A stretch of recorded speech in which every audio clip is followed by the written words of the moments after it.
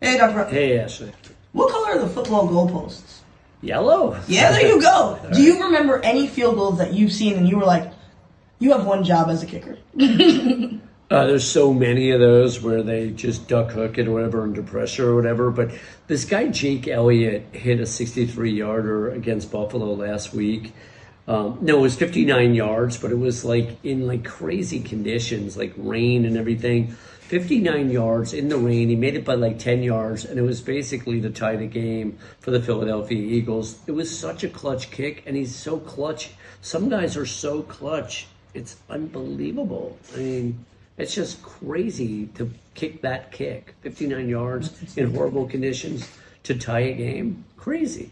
Do you think kickers get a bad rep? Because if they miss it, everyone says, like I said, you only have one job as a kicker. I mean, it's so much pressure when you think about it because you can't fuck it up because that is your only job. That's all you do is practice kicks.